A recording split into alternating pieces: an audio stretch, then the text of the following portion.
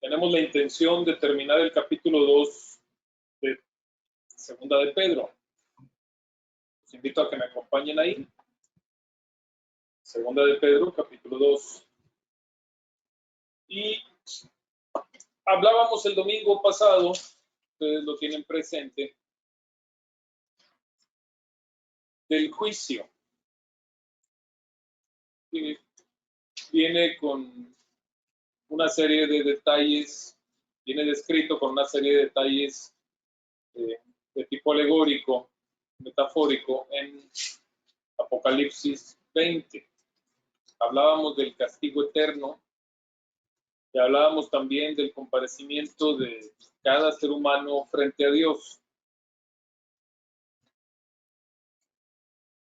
¿Lo recuerdan?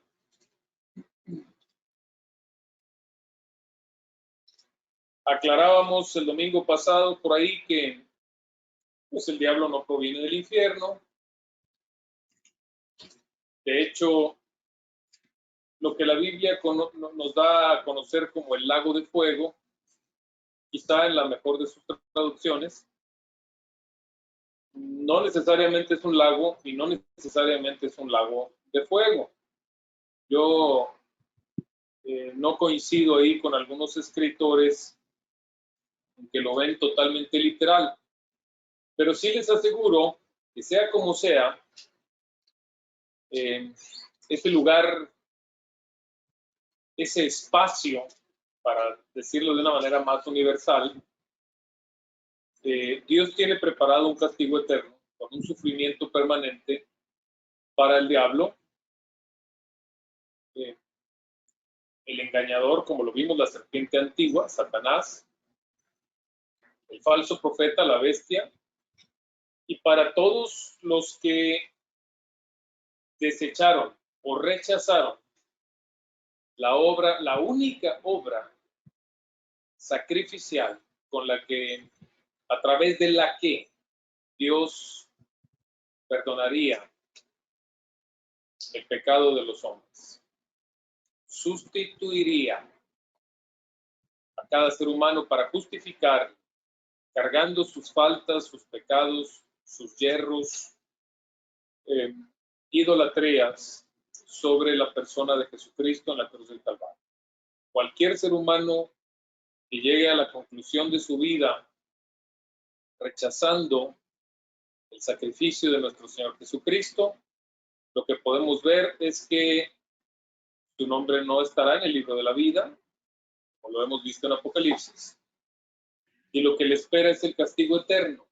Y ya les decía, hay mucha gente que pues lo ve desde una perspectiva también del otro extremo, tan alegórica, hasta esotérica, metafórica, que dicen que no habrá tal infierno, que Dios es un Dios de amor, y como Dios es un Dios de amor, pues no quisiera ver por toda la eternidad personas sufrir. Eso dicen algunas personas, eso creen, pero no es lo que encontramos en Apocalipsis, hermanos, no es lo que dice la Biblia. Con todas las expresiones metafóricas que ahí vienen y descripciones diversas, vemos que hay un castigo, un tormento eterno. Y aunque esto no sea literal, no hablemos de fuego, no hablemos de azufre, cuando estos sufrimientos que describe Apocalipsis son eternos, se refiere a que nunca terminan, es un sufrimiento profundo, estremecedor, que nunca jamás acabará. Por lo tanto, es muy importante tener presente que no hay, todas esas expresiones donde se habla del infierno no tienen lugar. O sea, son invenciones humanas sin valor. Criaturas infernales, ver al diablo como el director del infierno, hablar del diablo como quien atormentará a alguien allá en el infierno. Nada de esto es cierto. O ver al diablo como alguien que está a la altura de Dios en una guerra contra Dios, todo esto es absolutamente falso. Todas esas intenciones humanas no son otra cosa que filosofías. Ni el diablo proviene del infierno. El origen del diablo lo sabemos bíblicamente hablando. Isaías capítulo 14, del 12 al 14, nos habla de aquel lucero de la mañana. Y sabemos que pecó contra Dios y fue desechado de la presencia de Dios. Y en su maldad se convirtió en la serpiente antigua o Satanás. Que Dios usó la rebeldía de este ser creado por Dios, que Dios mismo la usó para que no afectaran sus propósitos eternos y con propósitos que le den gloria, incluyendo el propósito de probar, de que lleguen pruebas a nuestras vidas, como llegaron pruebas a la vida de Job. Sí, Dios lo hace, Dios lo puede hacer, porque Dios siempre, hermanos, puede sacar bien aún del mal que otras criaturas pudiéramos hacer. ¿Nos queda claro eso? Dios es omnipotente, omnipresente, omnisciente. Su sabiduría, hermanos, es inalcanzable para nosotros. Entonces, Él tiene la capacidad de aún sacar bien del mal. Todo esto debió quedar claro la semana pasada. También teológicamente es importante entender que Dios no cabe en el universo, el cielo, la tierra y aún aquel lago de fuego que aún no ha sido inaugurado, del que habla Apocalipsis, están en Dios. Dios no está en ellos, ni en el cielo, ni en la tierra, ni en el lago de fuego, porque Dios no cabe en ninguno de estos lugares. Dios no es el contenido del universo, Dios es el contenedor del universo. Muy diferente. Dios es más grande que lo que Él creó. Él es el creador. El resto, todo lo que existe, es creado por Dios. ¿Nos queda claro eso, amados hermanos? Con esto voy a seguir ahondando en el tema porque vale mucho la pena comprender también un poquito un contexto cultural y además histórico, un poco de la mano con toda la labor que David está haciendo. Hay que entender que hay toda una cultura para poder interpretar la segunda carta del apóstol Pedro. Entonces yo voy a poner en evidencia el día de hoy dos de los más grandes errores de interpretación que existen relacionados a todo este tema del castigo eterno y además relacionados con la segunda carta del apóstol Pedro. Uno relativo a la interpretación de un supuesto cambio en la morada de los muertos, ¿sí?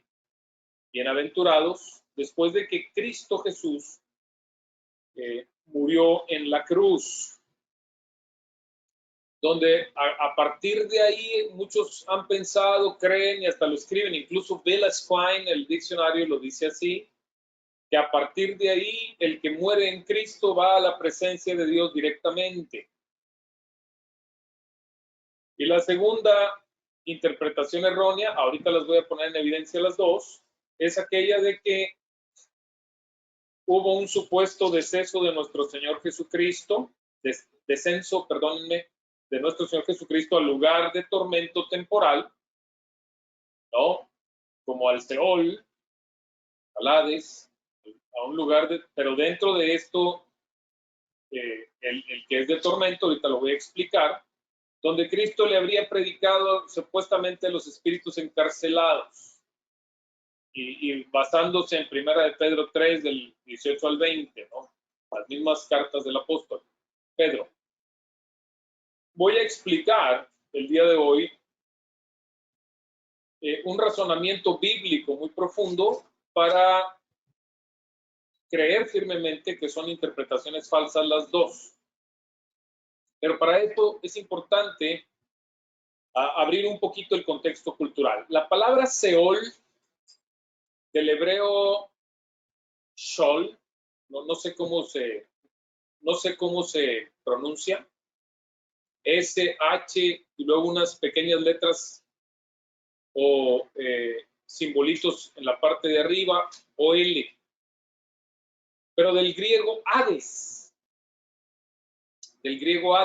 traducida en griego como Hades. La etimología de ambos términos es muy dudosa, hermanos. Seol podría significar insaciable. Hades podría significar invisible. Sin embargo, a pesar de lo dudosos que son estos términos desde su antigüedad, nosotros sabemos que después de haber atravesado dos grandísimas culturas de nuestra historia, de la humanidad, nos quedó un uso bíblico espiritual bastante claro de la palabra Seol, de la palabra Hades. Griego Hades, hebreo Seol. Los judíos llamaban Seol al lugar en donde van todos los muertos, al lugar a donde se dirigen los muertos. En términos generales, ellos le llamaban el Seol, como si nosotros usáramos la palabra Seol para hablar de la tumba o el cementerio. Ellos usaban el Seol. Fueran bienaventurados o no, quienes morían. Antiguamente se usaba la expresión descender al Seol. Lo han leído en las escrituras, ¿lo recuerdan? Descender al Seol. Para hablar de morir. Cuando una persona moría, descendía al Seol. ¿Sí? Era considerado como un lugar de olvido y reposo a la vez. Lo podemos leer allá en Job, capítulo 3. Era como un lugar tanto de separarse de los demás seres vivos, como de un cuerpo que ya está en un estado de reposo, pero corporalmente. Más adelante se ve muy ligado esto al alma. En el periodo precedente a la venida de nuestro Señor Jesucristo, ¿sí? De la primera venida, los judíos distinguían dos partes del Seol. No nos queda muy claro antes de esta etapa que así se distinguiera, pero lo vemos tan evidente en la época precedente a la primera venida de Cristo que no podemos dudar que así fuera. ¿Sí? Dos partes del Seol, como si el Seol se dividiera en dos. Por un lado, una parte estaba reservada a los impíos, vamos, quienes murieron en rebeldía contra Dios, deshonrando a Dios o en idolatría, para un tormento temporal previo al castigo eterno. Por eso leemos en el Nuevo Testamento la palabra Hades, en griego, que es, vamos, visto casi en el Nuevo Testamento por algunas traducciones, quizá algunas maltrechas, como un infierno, ¿no? Pero un lugar de tormento temporal. Insisto, no es el lago de fuego eterno del que nos habla Apocalipsis. Luego, otra de las partes del Seol, la segunda parte, estaba reservada para los bienaventurados. Era llamada como un paraíso, o en el Nuevo Testamento traducida como seno de Abraham. Eso lo pueden ver ustedes en Lucas capítulo 16, especialmente del 19 al 31, versículos 19 al 31. Tome nota de ello, donde nos habla de esta interacción tan extraña y a la vez interesante como en diferentes atmósferas de Lázaro, el padre Abraham y el rico. ¿Recuerdan? ¿Recuerdan toda esa interacción? Cada uno en su diferente atmósfera, interactuando. Lázaro en el seno de Abraham, siendo consolado y bendecido por el padre Abraham, como de parte de Dios. En cambio, el rico, que había vivido todo el tiempo rechazando a Dios, simplemente enfocado en lo terrenal y en nada más que lo terrenal, pues aparece en el Hades, pero como que en el lugar de tormento temporal, a diferencia de Lázaro, en una llama, sufriendo, adolorido, un alma que está en agonía, terrible sufrimiento, y se dirige al padre Abraham porque lo alcanza a ver desde donde está, aunque está en otra atmósfera el padre Abraham, y le dice: Padre Abraham, permite que Lázaro moje su dedo en agua para que refresque mi lengua, porque estoy aquí sufriendo demasiado. Entonces, cuando el padre Abraham le dice que no es posible, que Lázaro no puede ir allá, ni ellos pueden venir acá, que hay una clara separación, entonces luego se le ocurre al rico y dice: bueno, entonces manda a Lázaro o a alguien, ¿no?, a dar aviso a mis familiares para que sepan que sí existe este lugar de tormento y se aperciban y se arrepientan antes de morir. Y por ahí le responde el padre Abraham: eso no es posible. Los muertos no pueden trascender e ir a visitar a los vivos. Entonces ahí, digo, junto con otros textos de la Biblia tenemos un principio fundamental que todos hemos entendido, que nos tiene que quedar muy claro. Las personas que amamos, que han partido, que han fallecido, no van a regresar a este mundo terrenal. Todas esas son mentiras.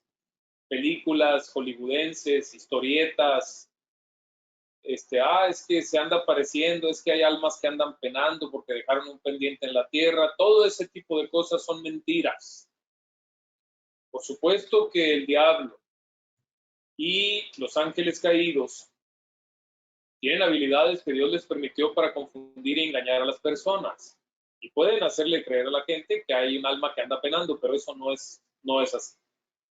Que nos quede muy claro que las personas que han pasado de esta vida terrenal a un descanso, al Seol, cualesquiera que sea el lugar del Seol al que fueron, ya nada saben de los que estamos en la tierra, ni tienen contacto con nosotros, ni comunicación con nosotros, ni nosotros con ellos. Hay gente que le reza a sus seres queridos que han fallecido, o que les ora, o que platica con ellos. No, eso no es posible. Yo sí puedo platicar con seres queridos que han muerto, pero en mi corazón, lo que yo guardo de ellos en mi corazón. O sea, yo puedo tener una conversación íntima, pero en mi corazón, y todo se va a dar solo en mi corazón. No es una verdadera comunicación con la persona que ha partido.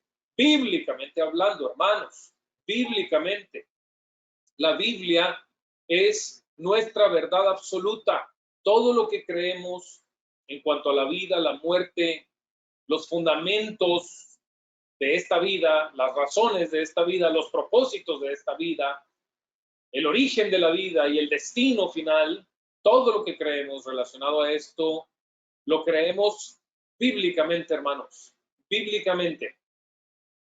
Entonces, todas estas son filosofías humanas falsas. Que nos quede muy claro que esto no es verdad. La Biblia nos dice claramente que los muertos, quienes han partido, nada saben de los vivos, absolutamente nada. Pero hay alguien que sí sabe de los que estamos con vida y que trasciende todo, que está presente en todas partes, y mejor dicho, todas partes están en él, y ese es Dios. Por eso siempre debemos buscar mantener nuestra comunión con Dios, fundamentalmente, con Dios, permanentemente, y hacerlo a través de su Hijo Jesucristo. La Biblia nos enseña que el único mediador entre Dios y los hombres es Cristo Jesús, el Hijo de Dios. Eso lo podemos encontrar escrito en la carta que Pablo le escribió a Timoteo. Era de Timoteo, único mediador entre Dios y los hombres, Jesucristo. En el capítulo 2, por cierto. Entonces, nos tiene que quedar muy claro en aquel contexto histórico y cultural del que estamos hablando, que el Seol para los tiempos ya de nuestro Señor Jesucristo, muy evidentemente se describe como un lugar donde van temporalmente los muertos, donde yacen los muertos temporalmente, las personas, nuestros seres queridos que amamos, todos los que han fallecido, en todas las diferentes épocas de la humanidad, desde el origen, desde Adán hasta este momento, ahí están las almas, en el Seol. Lo que nos enseña el Nuevo Testamento es que hay algunos que están en una parte del Seol que se ve como un lugar de tormento temporal. Otros están en una parte del Seol que se puede ver como un lugar de reposo temporal. Pero escúcheme bien, ninguno de nosotros podríamos presuponer que alguien de los que ha partido está en alguno de los dos lugares. Porque en lo más íntimo del corazón, el ser humano tiene un mensaje de Dios. Dios ha escrito su ley en el corazón del hombre. Y yo no puedo saber, usted no puede saber. Cada persona que ha fallecido, con certeza, si se arrepintió o no. Lo digo con toda firmeza. Yo he tenido pues esta fortuna de acompañar a un buen número de personas en los últimos momentos de su vida, ya para descansar, para reposar de esta vida física y terrenal. He acompañado a un buen número de personas, orando con ellos, aconsejándolos bíblicamente. Y yo podría pensar, pero es solo mi pensamiento, que algunos se fueron con mucha paz, confiando en el Señor, entregándole sus corazones, arrepentidos, con mucho reposo espiritual, como si se reflejara en su semblante la paz de Dios. Yo he visto personas irse así, separarse y despedirse de esa manera, con una paz sorprendente. También he visto personas separarse de esta vida sin paz, en un tormento mental indescriptible. Yo podría platicarles algunos casos. Creo que muchos de los casos se los he comentado sin mencionar nombres en algunas reuniones, pero me viene a la mente por ahora aquel profesor que estaba en un hospital en agonía, en sus últimos momentos de vida, enfermo de SIDA. Y yo tuve la oportunidad de predicarle la palabra y el evangelio. Y al principio él tenía pues una actitud quizá como de burla, justo cuando empecé a platicar con él, porque me dijo, mira, antes de que sigas, quiero que sepas lo que yo hice, y si después de que yo te diga lo que hice, quieres continuar, pues allá tú, ¿no? Y lo que él me quería decir, y le permití que hablara, y lo que él me quería decir, tardó mucho en decirlo porque me sacaban de aquella habitación, le entraba como un ataque donde se le dificultaba respirar. Y me sacaban los enfermeros y luego me permitían volver a regresar, porque él les decía que me regresaran. Incluso, si bien recuerdo, en alguna de esas, alguien me insinuó de los enfermeros que mejor me retirara. Pero le dije que prefería esperar a que tomara la decisión la persona, el profesor que estaba ahí. Y él decidió que me quedara, entonces regresé. Y lo que me quería decir es que él había abusado de niños.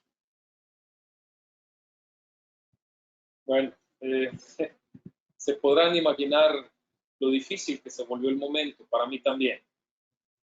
Pero yo le dije que yo no soy juez, que me dolía mucho escuchar esto, y que lo lamentaba mucho, con tristeza. Se llenaron mis ojos de lágrimas en pensar en lo que sufrieron esas criaturas a sus manos.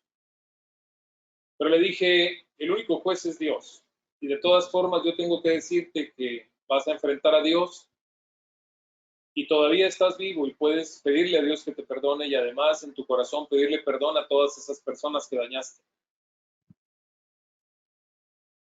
Y entonces terminé de predicarle el Evangelio, le pregunté si quería hacer una oración, me dijo que no, le dije que yo de todas formas iba a orar y yo oré y me fui.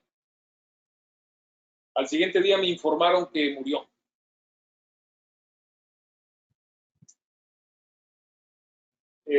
Entonces, yo todavía les digo, no me atrevería a afirmar que esta persona no se arrepintió, yo no lo sé. Cuando yo me fui no estaba arrepentido. Yo no sé si se arrepintió. ¿Me he explicado, hermanos? Ninguno de nosotros somos juez de nadie. No podremos adelantarnos a nada. No podremos afirmar que alguien se arrepintió, pero vemos evidencias de los que se han arrepentido y es todo. Cuando se trata de reunirnos o hablar de quienes están con vida y cerca de nosotros, podemos referir las evidencias o los frutos de quienes se han arrepentido y animar a las buenas obras y al arrepentimiento a quienes nos rodean. Eso está bien, pero no podemos juzgar a quienes no se arrepienten. No es nuestra labor, no nos corresponde. Hay un juez y ese juez es Dios. Eso nos debe quedar bastante claro, hermanos. Y cuando hablamos de los arrepentidos, tampoco estamos queriendo hacer a un lado a los no arrepentidos. En la iglesia de nuestro Señor, todas las personas que tengan interés de escuchar la palabra son bienvenidos. Hay disciplinas en la iglesia, por supuesto. Si alguna persona lastima a otros, pues tiene que arrepentirse, tiene que darse un proceso. Eso es bíblico, lo vemos en el Nuevo Testamento. Sin embargo, mientras las personas, arrepentidas o no, quieran escuchar la verdad, tienen derecho a hacerlo.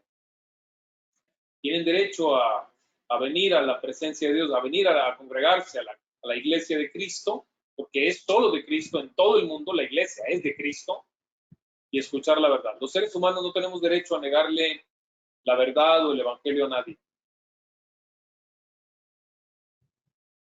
Con esto abro el tema. Todo esto que les decía era manera de introducción para que nos quede muy claro que hay dos grandes errores que están relacionados. Cuando leemos la segunda epístola de Pedro, hay ahí una relación muy directa con estos dos grandes errores. Por ejemplo, les decía que la parte del Seol, que es conocida como un paraíso o seno de Abraham, bueno, ese es el paraíso al que Cristo se refería cuando le prometió al malhechor que estaba junto a la cruz, hoy estarás conmigo en el paraíso. Lucas 23:43. ¿Sí? ¿Nos va quedando claro esto, mis amados hermanos? Entonces, presentamos los dos grandes errores de interpretación. Número uno, dicen algunos escritores y algunos predicadores también, que a pesar de que existieran estos dos lugares, uno del Seol, uno de tormento y otro de reposo, cuando Cristo murió, dicen algunos, pues fue ahí, se basan en Efesios 4:8, Cristo descendió al Seol, según la base de ellos, de Efesios 4:8,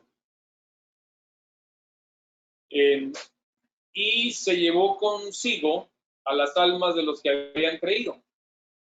Y entonces que a partir de la muerte y resurrección de nuestro Señor Jesucristo, ya los que creen, los que mueren en Cristo, creyendo en Él, directamente van a su presencia y ya no al lugar de reposo temporal, que le llamamos seno de Abraham, sino directamente al cielo, al paraíso, a la nueva Jerusalén, vamos. Yo tengo grandes problemas con esa interpretación en la Biblia. Esa interpretación no es válida y les voy a dar todas las razones de ella.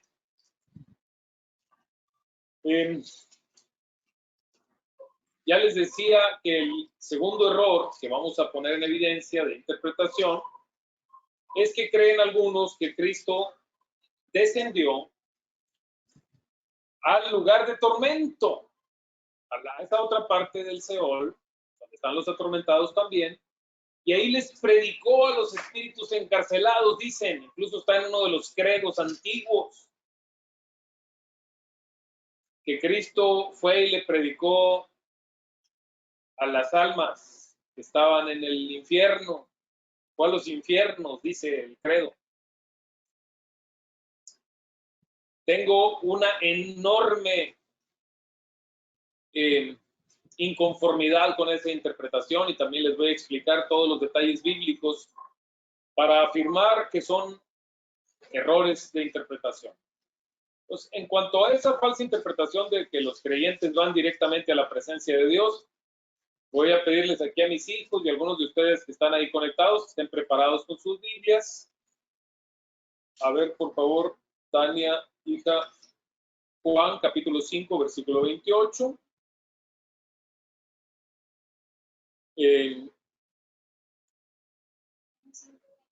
Sí, Samantha va a ir preparando Apocalipsis 21, del 1 al 4. Si me haces favor, Israel, no sé si andas por ahí, Is. Sí, Edgar, aquí estoy, listo para buscar el versículo. Apocalipsis 22, del 5 al 7 y 14. Apocalipsis 22, del 5 al 7 y el versículo 14. Exacto. Y por acá le pedimos a Edgar, Primera de Tesalonicenses 4, del 13 al 18. Oye, Edgar, ¿no hay Apocalipsis 22? O, a ver, espera, es que... Sí, perdón, me confundí. Gracias. Estoy en los versículos. Hace que te encontraste otro rollo en el Mar Muerto, Is. Sí, pero eso ya es, pero eso ya es otro rollo, ¿eh? Es que estaba en la sección de versículos, no en la de capítulos. Ya estoy listo. Correcto. Primera de Tesalonicenses, Edgar, 4, del 13 al 18. ¿Qué preguntabas a mí? 1 al 4. Del 1 al 4. Bueno, lo que quiero que prestemos mucha atención a todos estos textos, hermanos. Mucha atención. Porque con ellos vamos a refutar claramente esta ideología, esta falsa interpretación de que los creyentes al morir se van directito a la presencia de Dios. Y empezamos con Juan 5, 28. No os maravilléis de esto, porque vendrá hora cuando todos los que están en los sepulcros oirán su voz. Y los que hicieron lo bueno saldrán a resurrección de vida, mas los que hicieron lo malo a resurrección de condenación. Tremendo. En el día de la resurrección, la clave aquí está, hermanos, en comprender qué va a suceder en el día de la resurrección. ¿Dónde estarán todos? ¿Dónde? En el Seol.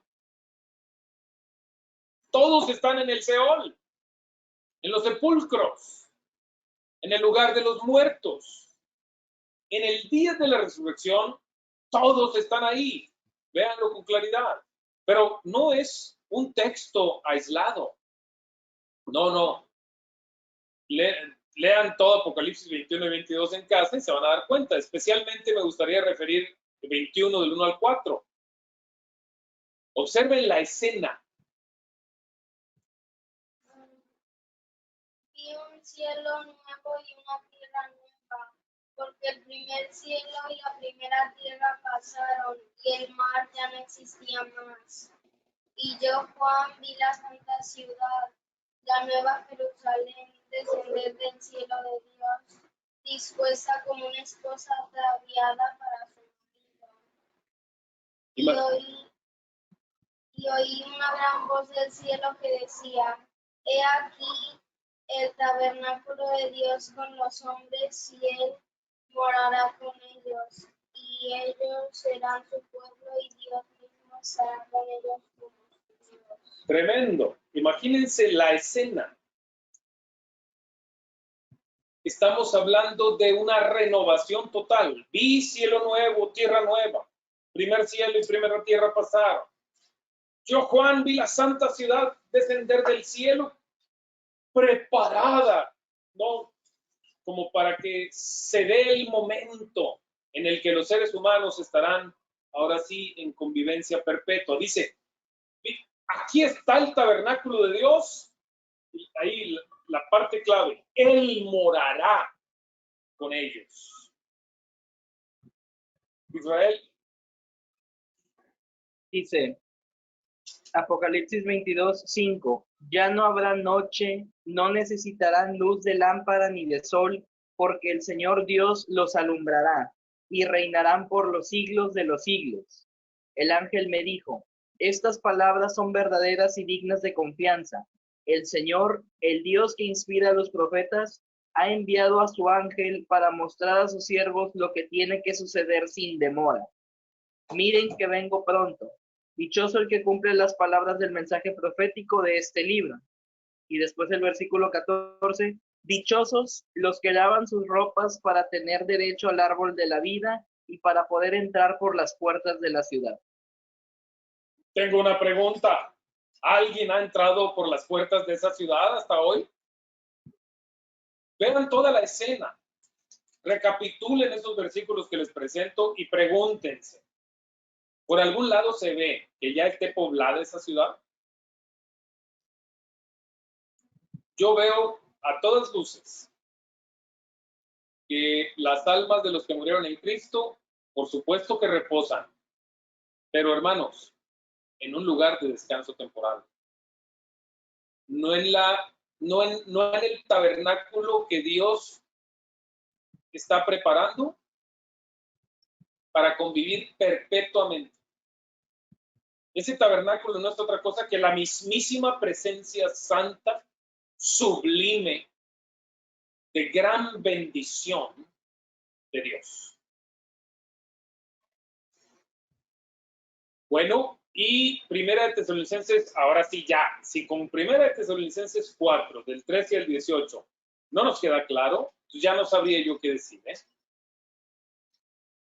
Tampoco queremos, hermanos, que ignoréis acerca de los que duermen, para que no os entristezcáis como los otros que no tienen esperanza. Porque si creemos que Jesús murió y resucitó, así también traerá Dios con Jesús a los que durmieron en él. Por lo cual os decimos esto en palabra del Señor, que nosotros que vivimos, que habremos quedado hasta la venida del Señor, no precederemos a los que durmieron.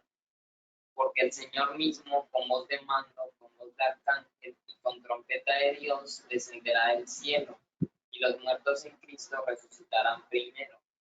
Luego nosotros los que vivimos, los que hayamos quedado, seremos arrebatados juntamente con ellos en las nubes, para recibir al Señor en el aire, y así estaremos siempre con el Señor. Amén. Amén. De hecho, de entre los argumentos que usan algunos de estos escritores, precisamente se refieren a Pablo. Dicen que Pablo usa la expresión de que pues, para mí el vivir es Cristo y el morir es ganancia, y yo prefiero estar con Cristo. O sea, usan la referencia de que Pablo habla de que al morir estará con Cristo ya. Pero hermanos, el mismo Pablo nos está diciendo que ¿de dónde viene el Señor en aquel día? ¿De dónde vendrá? Del cielo. Y los muertos en Cristo, ¿qué dice? Resucitarán en el día de la resurrección. ¿De dónde resucitarán? O sea, a ver, ¿acaso estamos sugiriendo que nuestro Señor Jesucristo ya los tiene en su santa presencia, luego se va a volver a separar de ellos, regresándolos al Seol para que resuciten en aquel momento? Hermanos, no tiene ningún sentido ni lógica pensar así. No. El sentido natural, llano, normal de esta interpretación la vemos aquí claramente en Primera de Tesalonicenses. El Señor descenderá del cielo. Los muertos en Cristo resucitarán primero. Luego nosotros, los que estemos con vida, iremos tras de ellos. Ellos primero, nosotros los que estemos con vida tras de ellos. ¿De dónde vienen? Del Seol. Del Seol vienen. ¿Cómo dudar? Bien, y en cuanto a la... Bueno, antes de pasar a la segunda, al segundo de los errores, digo, también quiero decir,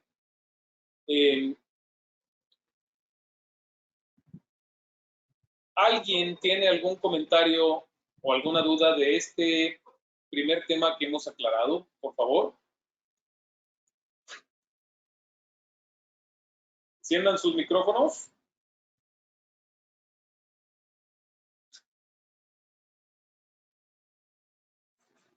De este lado no tenemos ninguna duda, Edgar. Muchas gracias. Ninguna duda, todo muy correcto. Gracias, amén. Claro.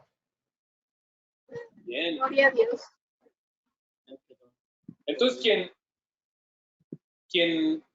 David, ¿comentaste algo? No, que igualmente no tenemos dudas, estamos bien. Ok, gracias, hermanos. Entonces, que nos quede muy claro, que resuene en nuestro corazón esta verdad. ¿Cómo entrar? Si hoy muero, ¿cómo entrar a una ciudad que todavía no sé si está preparada o no, y cuyas puertas no sé si estén ya abiertas o no, que no se ha inaugurado, según lo vemos en todo el contexto de Apocalipsis?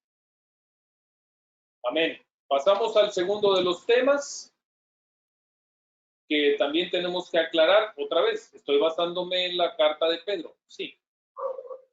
¿Lo vamos a inaugurar todos al mismo tiempo? Sí, así es, correcto. Igual que el infierno, amados hermanos, igual que el lago de fuego, no está en funcionamiento en este momento.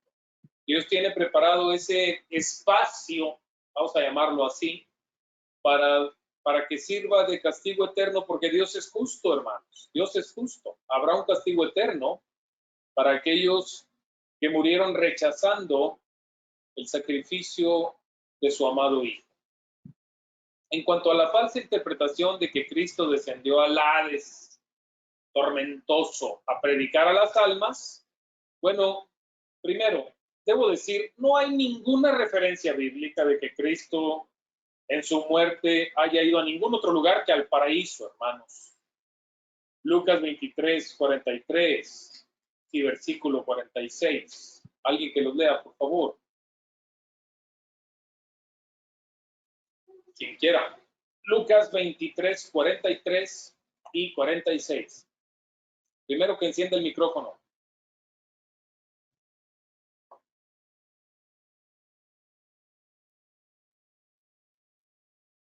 Lucas 23, 43.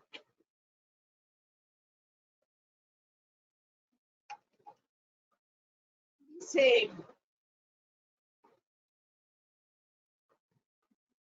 $43, ¿verdad? 23, 43 y 46. Dice, entonces Jesús le dijo, de cierto, te digo que hoy estarás conmigo en el paraíso. Entonces Jesús, clamando a gran voz, dijo, Padre, en tus manos encomiendo mi espíritu. ¿A dónde va el Espíritu de nuestro Señor Jesucristo? La presencia favorable de Dios. Obviamente en un lugar de descanso temporal. Por eso le dijo al que estaba junto a sí en la cruz, al malhechor, de cierto te digo, hoy estarás conmigo en el paraíso. Además, para nuestro Señor Jesucristo aplica a todo lugar.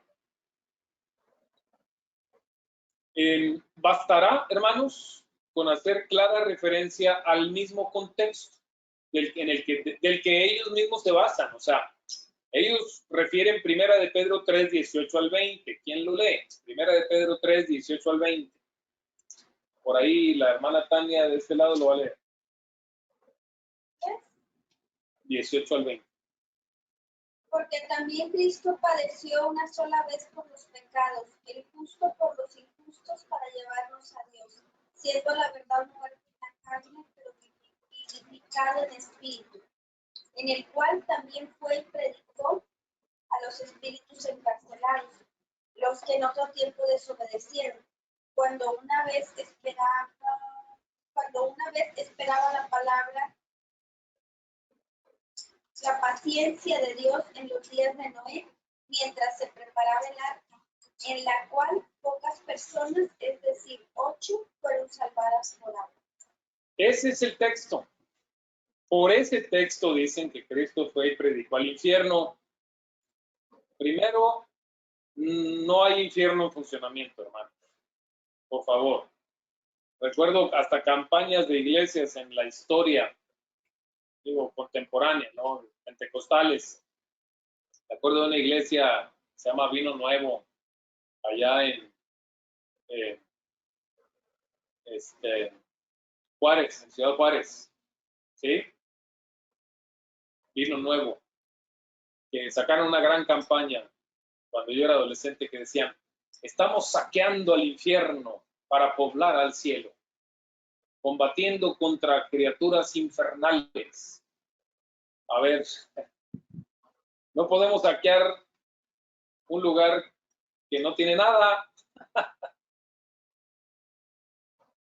Bueno, no, nuestro Señor Jesucristo. Ahora, si alguien pensara, bueno, pues fue a predicar al lugar de tormento temporal, al Seol de tormento. No.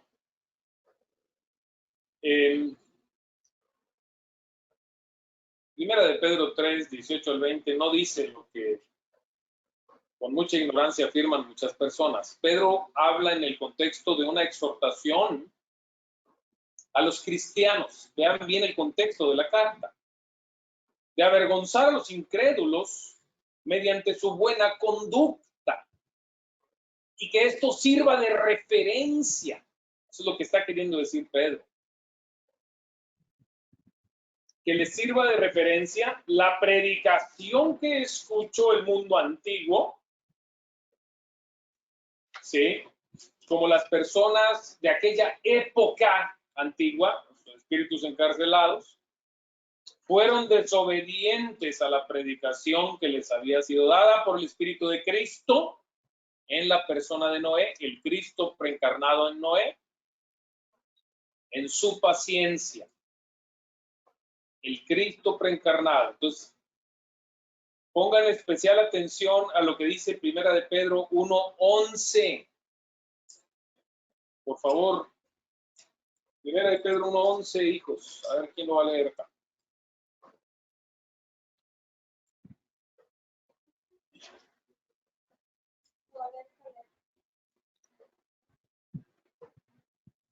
Dice, escudriñando qué persona y qué tiempo indicaba el Espíritu de Cristo que estaba en ellos, el cual anunciaba de antemano los sufrimientos de Cristo y las glorias que vendrían tras él. Está hablando de los profetas antiguos, hermanos.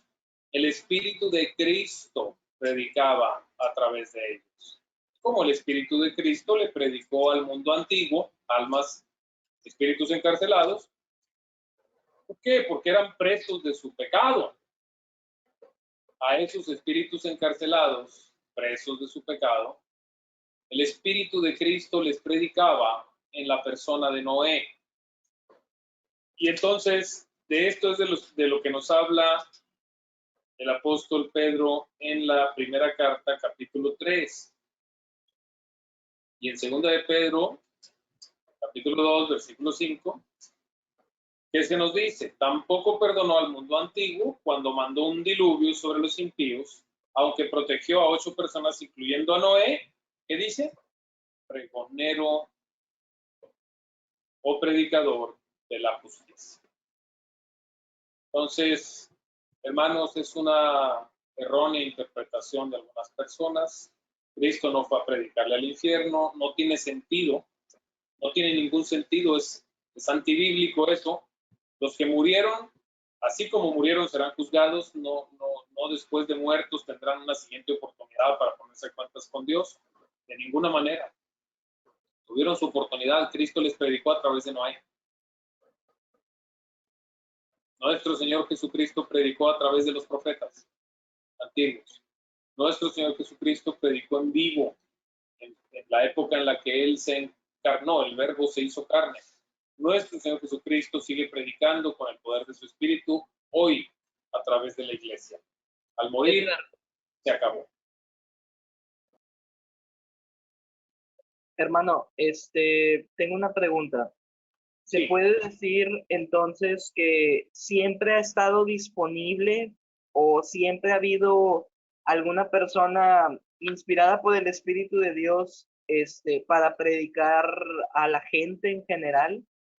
Aunque desconozcamos, por ejemplo, qué pasó después de la descendencia de Noé, hay un desfase muy fuerte. No sabemos nada hasta que se forman las grandes ciudades y los grandes imperios, pero se puede decir eso, que siempre ha estado la presencia de Dios disponible en la tierra para aquellos a los que Él ha escogido.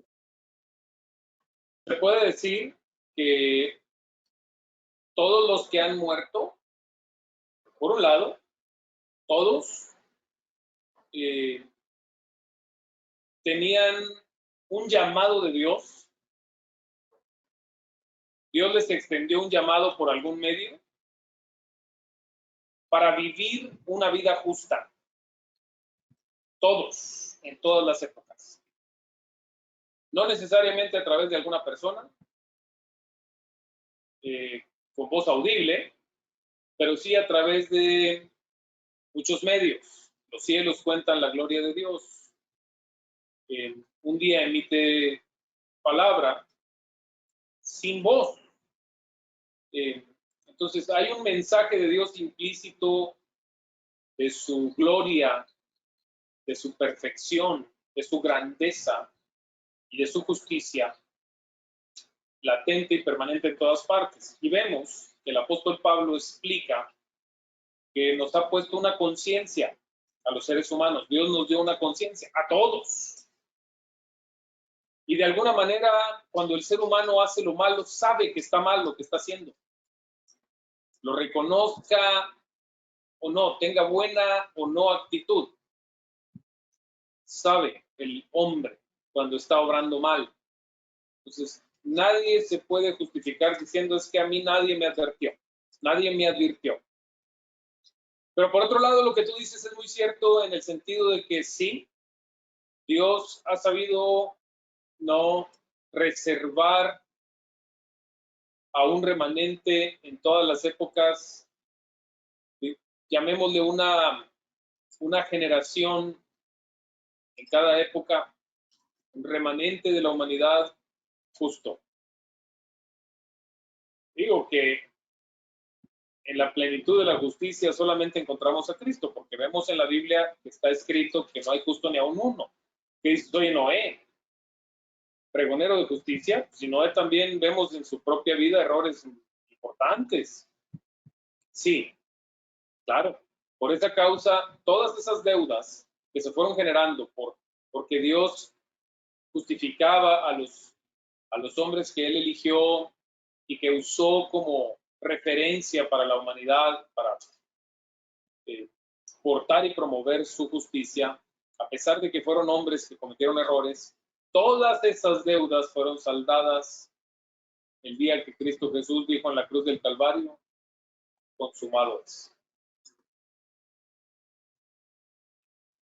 Amén, hermano. Muchas gracias.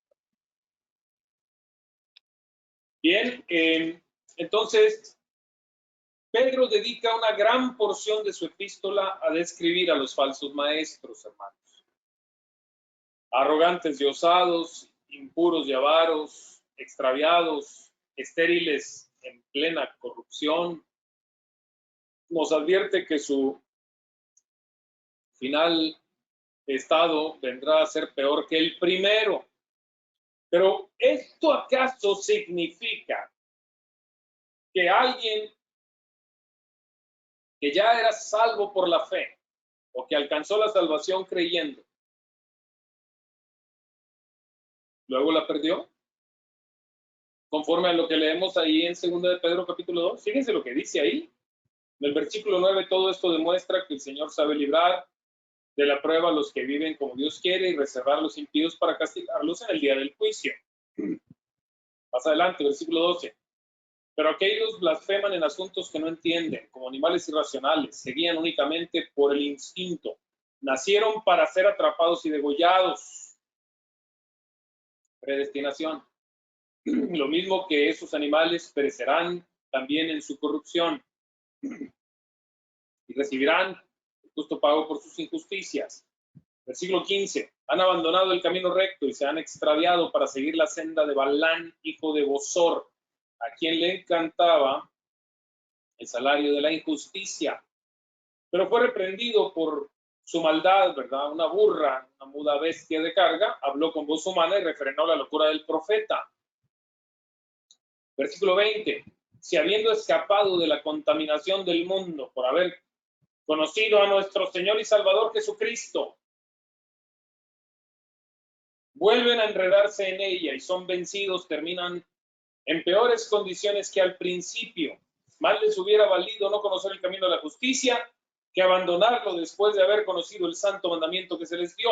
En su caso ha sucedido lo que acertadamente afirman estos proverbios. El perro vuelve a su vómito y la puerca lavada a revolcarse en el lodo. ¿Qué acaso, Pedro, acaso está sugiriendo que fueron salvos y perdieron su salvación? No, no y no.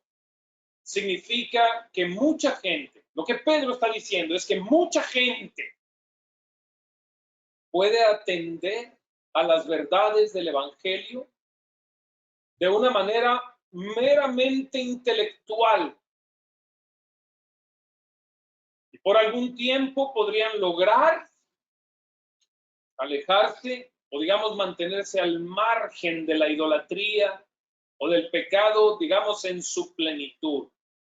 Incluso pueden mejorar sus ideas de vida y sus comportamientos. Sí, sí lo pueden lograr. Sin haber nacido de nuevo, sí. Pueden ser de alguna manera influenciados en una iglesia cristiana y tener cambios de comportamiento. Pero escúcheme bien lo que le voy a decir. Pero si no hay de por medio una obra sobrenatural de Dios, si no han sido sometidos al tratamiento divino de la regeneración por la palabra de Dios en el poder del Espíritu Santo, el Espíritu de Dios, si la palabra de Dios viva y eficaz, verdadera y eterna, no ha atravesado todo su ser para reconstruir, para rediseñar una nueva conciencia espiritual bíblica que anhele caminar en obediencia con Dios, si no hay esa obra sobrenatural de Dios, en cualquier momento también podrán atender a las fábulas artificiosas de los falsos maestros y de los religiosos, que incluso podrían resultar hasta más cómodas y simples de seguir.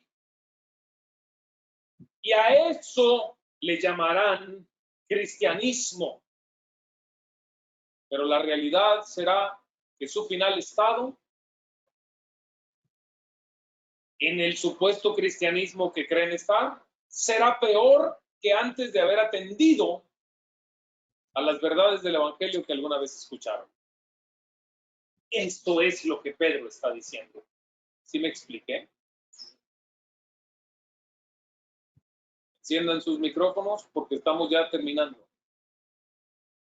Sí, está bien explicado el Quienes contexto. tengan oportunidad también enciendan su cámara para poder llegar al final y orar. Muy ampliamente explicado. ¿Quedó claro, amados hermanos? Sí, muy claro. Muchas gracias, Edgar. Muy claro, hermano. ¿Sabes qué, Edgar? Hay un tema que me ha estado apurando un poco respecto a esto de los falsos profetas. Yo creo que es una tendencia que nace a través de la necesidad y de la ignorancia de las escrituras de parte de la gente, pero yo lo veo también, no sé si sea correcto verlo de esa manera, como un problema intelectual, estarse dejando llevar por tantas corrientes tan fantasiosas que incluso herramientas, si utilizamos la lógica, pues vemos que no hay justificación para que la gente crea en determinados ritos religiosos o incluso en cosas como brujería o algo por el estilo. Y sin embargo, hoy por hoy, en estos años, después de tanto tiempo, siguen habiendo tantos predicadores que descaradamente actúan de esa manera, pidiendo cosas, viviendo una vida desenfrenada. Esto pasa porque Dios lo está permitiendo, es ceguera espiritual o de plano es un problema simplemente intelectual, de que la gente de plano no se está informando. Sin lugar a dudas, Israel es una mezcla de una serie de factores, pero donde deberíamos, digo, todos ellos, por supuesto que se ve una falta de inteligencia, o sea, de aplicar la inteligencia. La gente tiene inteligencia suficiente para comprender muchas de estas doctrinas verdaderas y para poder rechazar doctrinas falsas que hasta resultan tan ilógicas y tan contrarias al propio contexto bíblico. Pero el asunto es que no aplican su inteligencia muchas veces. Pero no solo esto. Sí, por supuesto que Dios lo permite. Dios lo permite porque el curso de las intenciones de cada corazón va a ir a dar a un destino. Cada corazón con sus intenciones va a llegar a lo que busca. Mucha gente va a una iglesia, pero no va buscando a Dios, como se los he dicho muchas veces, amados hermanos. Y lo que busca es lo que probablemente encuentre.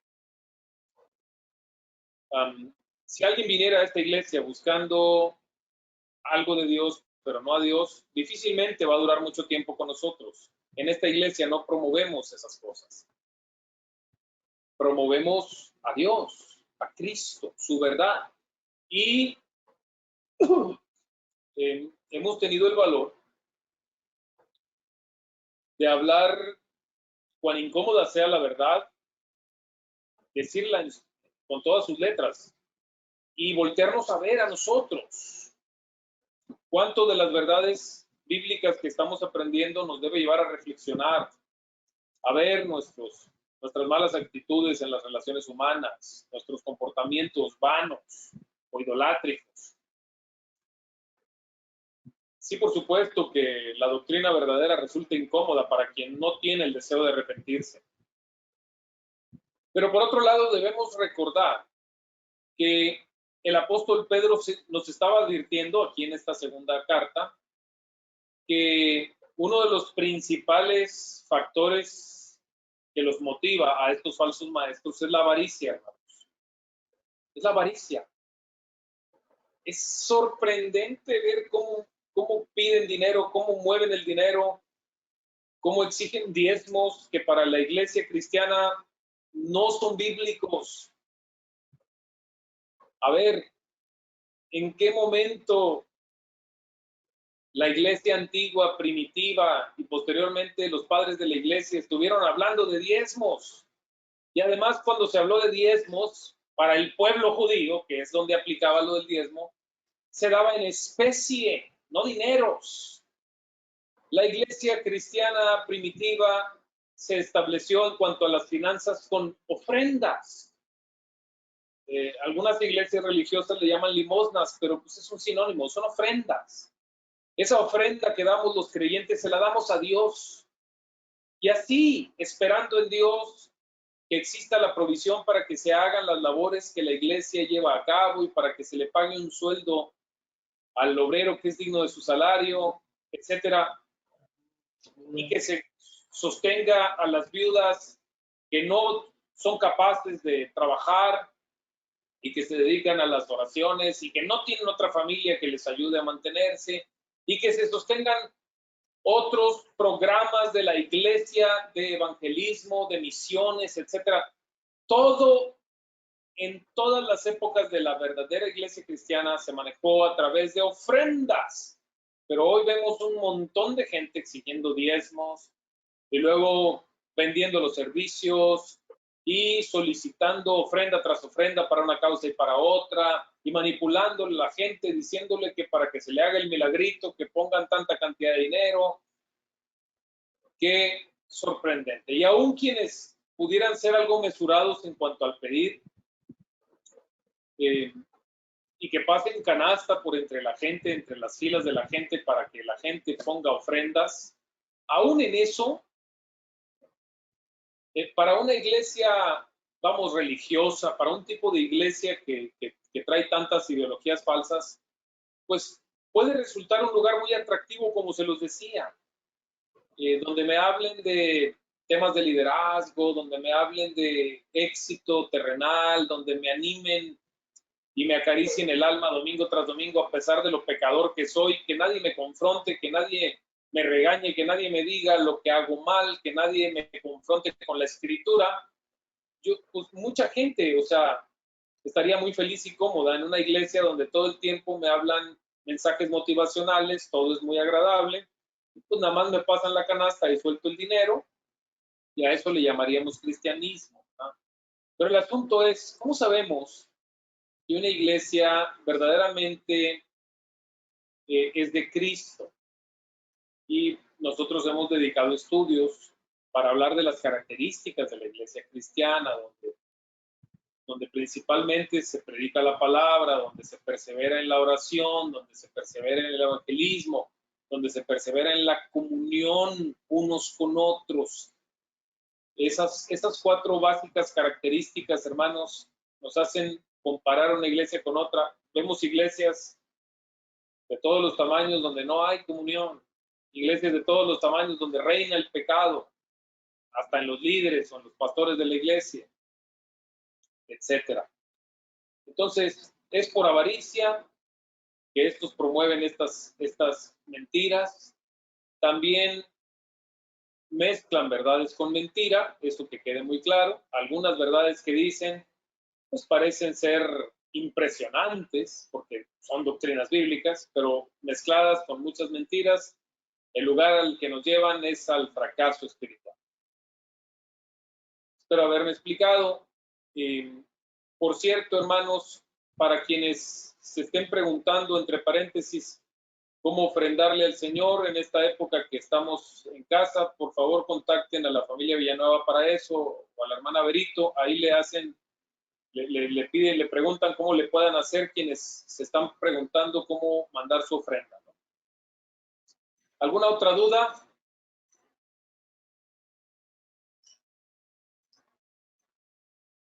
Enciendan los micrófonos, por favor, para escucharles. Ninguna, hermano, de mi parte. Gracias. De este lado todo muy bien, Edgar. Muchas gracias. Gracias. Hermano, solo rápidamente, todavía va a terminar, o sea, todavía no terminamos, ¿verdad? ¿No escuché, David? Que sí, que todavía le falta para terminar. Es que quería comentar algo, pero al final. Ya terminé. ¿Ya terminó? Ah, ok. Es que no, nosotros no tenemos duda, todo muy claro. Nada más que yo quería comentar sobre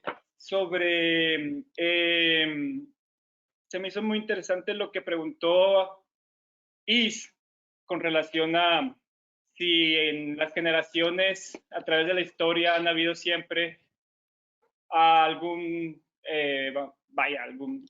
alguna persona que ha anunciado el evangelio o la verdad a otras culturas. Hay una referencia muy interesante con relación a después de Noé y qué pasó con muchos de los que vivieron ahí. Y era algo que yo también he estado discutiendo con mis papás al respecto de en sí en general, pues muchas otras culturas, ¿no? En el mundo, donde, una de las cosas que que, por ejemplo, yo decidí no estudiar historia antigua es porque en historia es muy difícil historia antigua debido a las evidencias, no hay muchas. Entonces, lo más complejo de historia antigua y tiendes mucho a especular. Pero a mí se me ha hecho muy interesante porque, por ejemplo, en el imperio hitita es de los imperios más antiguos que se tiene récord, el hitita, en el Medio Oriente. Ellos, de ellos se tienen muchos restos arqueológicos, pero bueno, igual no es suficiente como para conocer profundamente. Pero se me hizo muy interesante que uno de las estelas del Imperio Hitita, que son inscripciones sobre historias y mitos y cosas sobre la cultura hitita, en una de las tumbas de los reyes hititas se encontró una referencia a un texto de la Biblia, de los textos hebreos. Estamos hablando de una estela de inscripciones muy, muy antiguas, o sea, más de como 2.000, 3.000 años. Y en una no más o menos como 2.000 años, no me acuerdo muy bien, pero es muy antiguo. Y en una de esas inscripciones se hace referencia a un texto de la Biblia donde Dios dice que aquel que le quite a su palabra o que diga algo contrario a su palabra, él va a destruir, ¿no? a todo aquel que quiera cambiar su palabra. Se me hace muy interesante porque es lo único que se tiene con relación a los textos hebreos, está en esas inscripciones hititas, y los historiadores, ¿qué pueden hacer al respecto? ¿Qué podrían pensar? O sea, decir, no, pues solo lo tuvieron ahí porque pues como un valor cultural que tenía la inscripción o ese mensaje, o realmente los hititas llegaron a escuchar a algunos y creyeron. O sea, es muy difícil saberlo, solo tienes esa inscripción aislada ahí, aparte la estela pues no está completa, pero sí te pones a pensar que puede haber mucha información que nosotros no tenemos y de culturas que quizás pudieron haber escuchado, pero simplemente no sabemos nada. No sabemos de qué forma, pero quizás lo hayan hecho y quizás algunos hayan creído, no lo sé, pero pues yo me pongo a pensar en relación a eso porque pues yo no sé realmente también si Dios esté obligado o haya estado obligado a todos los seres humanos y a todas las culturas a haberse manifestado de una forma más exhaustiva, más específica, porque también si piensas en las culturas prehispánicas, no hay ninguna evidencia de que ellos hayan escuchado algo de Cristo o de los textos hebreos antiguos. Entonces, ese era un tema que quería mencionar. Y lo otro que se me hizo muy interesante con esto último que usted estaba comentando, es que yo por las iglesias en las que he estado allá en Estados Unidos y la última, fue muy difícil para mí. Tienen muy buena doctrina en muchas cosas, pero cuando se trata del Apocalipsis es donde patinan casi la gran mayoría. Y es que tienen una creencia muy arraigada en el rapto. Ellos realmente creen que la iglesia va a ser llevada por Dios en un rapto y que nadie de la iglesia va a pasar por la tribulación y que todos aquellos que mueren, que creyeron, pues ya están con Cristo, ya están con Dios. Incluso algunos de ellos, hubo un caso entre la iglesia de un hermano que se suicidó y ellos lo dicen, es que ya está con Dios, porque bueno, él creyó, él aceptó a Cristo en su corazón y bueno, se suicidó, pero ya está con Dios. Y nosotros también conocimos a una hermana, no de allá de Estados Unidos, de aquí en Monterrey, cuando estábamos en Castillo del Rey, de una hermana que su hijo se suicidó.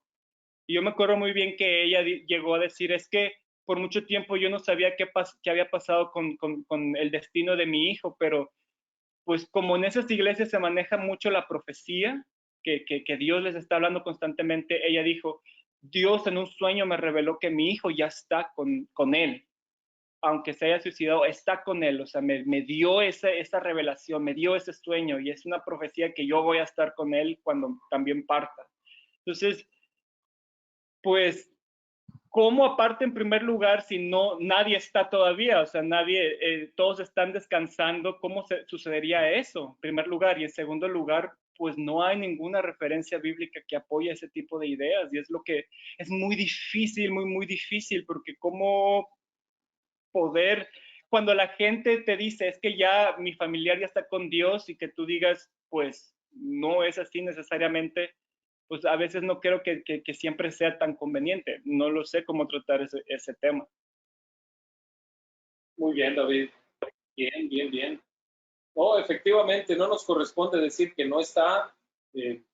Dejamos que cada persona respetuosamente lo interprete como bien le parezca. Sin embargo, no dejaremos de insistir en la verdad, por lo menos entre nuestras filas y familias, ¿verdad? Nuestras culturas tienen que irse orientando hacia la verdad. Acuérdense que la palabra cultura pues son las ideas que se han venido sembrando en nuestro entorno. Nosotros tenemos que ir transformando nuestra cultura para que sea bíblica, completamente bíblica. Y muy interesante, te agradezco mucho esa aportación, David. Y en cuanto a lo que mencionabas, creo que vale la pena también que lo diga, lo que mencionabas relativo a que Dios, si Dios en algún momento se sentiría obligado a que cada persona escuchara de alguna manera verbal o escrita el Evangelio como tal, no.